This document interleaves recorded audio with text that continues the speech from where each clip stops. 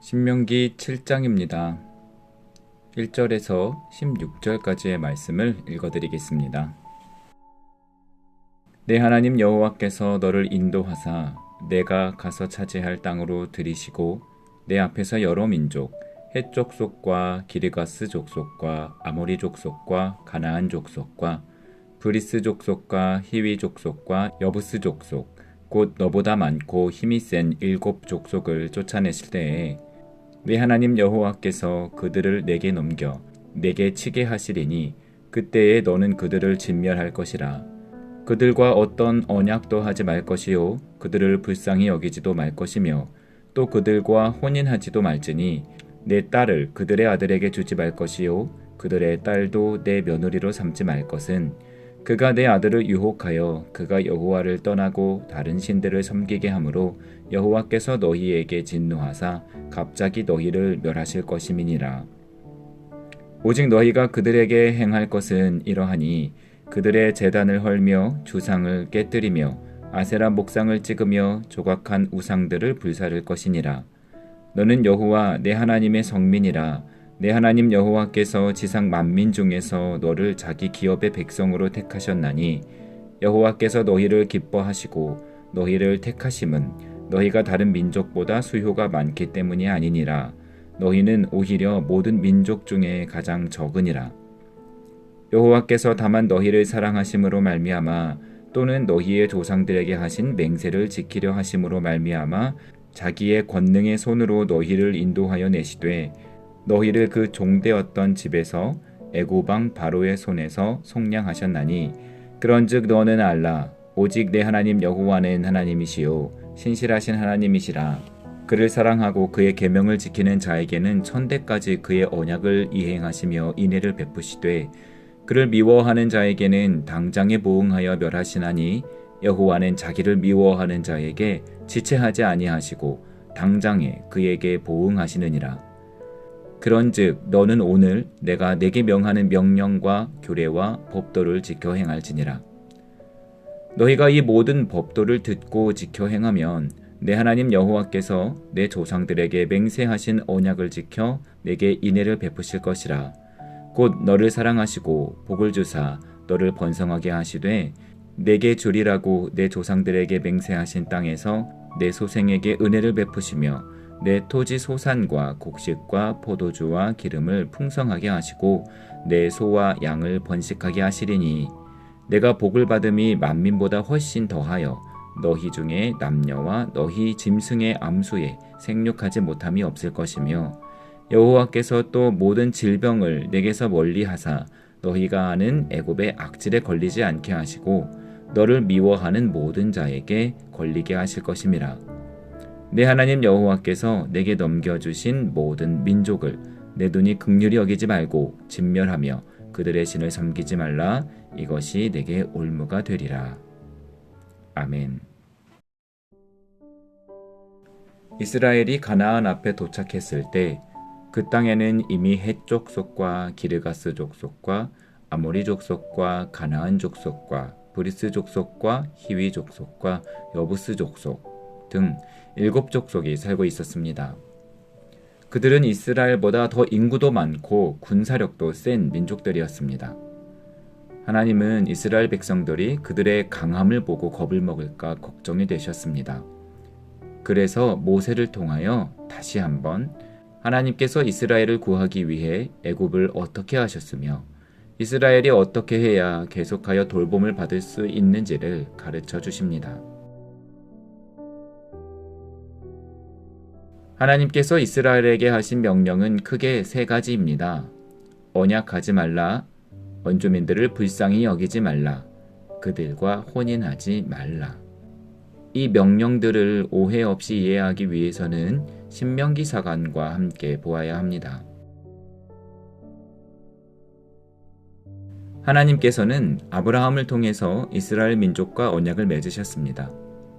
하나님께서 주시는 명령들을 잘 지켜 행하면 하나님께서는 큰 능력으로 이스라엘을 지켜 보호하여 주신다는 언약입니다. 하나님께서 이 언약을 얼마나 신실하게 지키셨는지는 이스라엘 백성들이 더 잘 압니다. 애굽의 압제로부터 해방되어 나오기까지 하나님께서 어떤 재앙들을 애굽 땅에 내리셨는지를 보았고, 그 재앙을 겪고도 하나님께 항복하지 않고 군사를 이끌고 쫓아왔던 애굽 군사들이 어떻게 홍해 바다 가운데에 잠겨 죽음을 맞이했는지 보았습니다.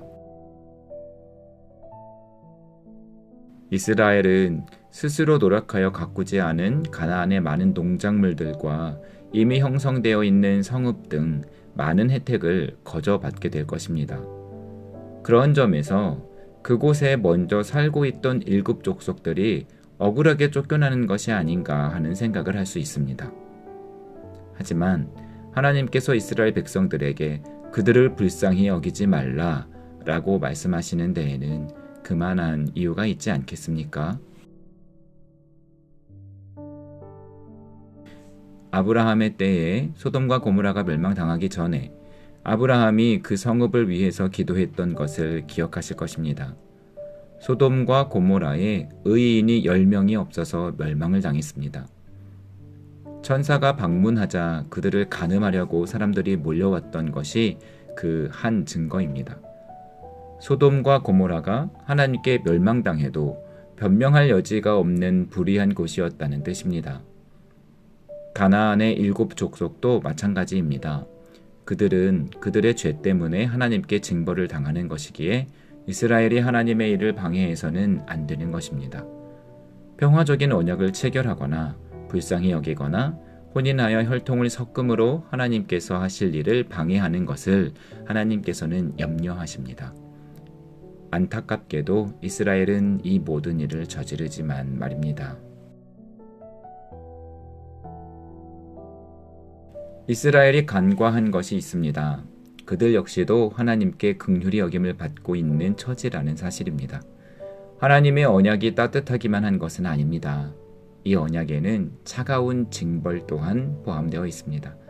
하나님의 명령을 지키지 않았을 때 받게 되는 징벌은 매우 차갑고 무섭습니다. 이스라엘 백성들도 하나님께 불순종할 때에는 땅이 갈라져 빠져 죽기도 하고 전염병에 돌아 죽기도 하고 뱀에 물려 죽기도 하였습니다.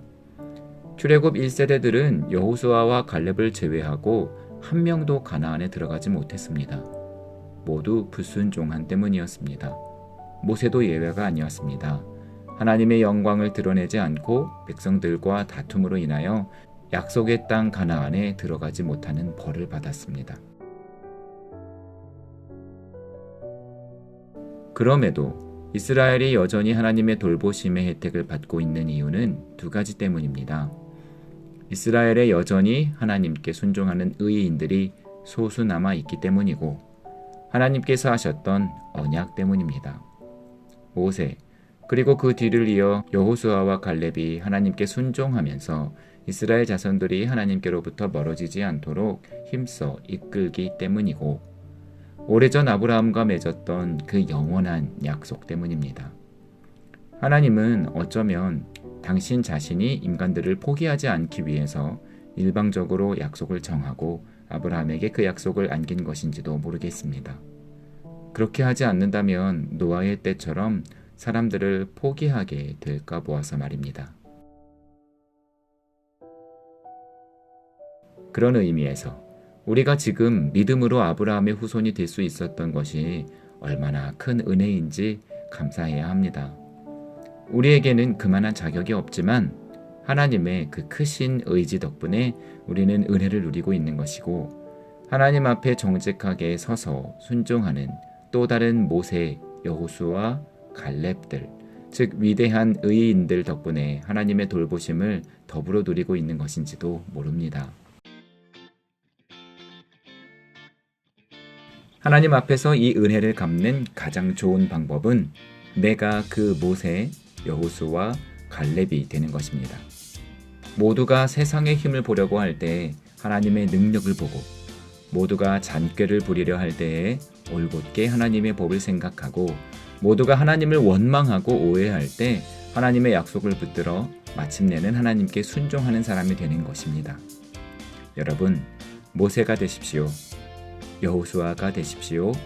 갈렙이 되십시오. 하나님께서 나를 보아서 세상을 용서하고 돌보실 수 있도록 그 한 사람이 되십시오.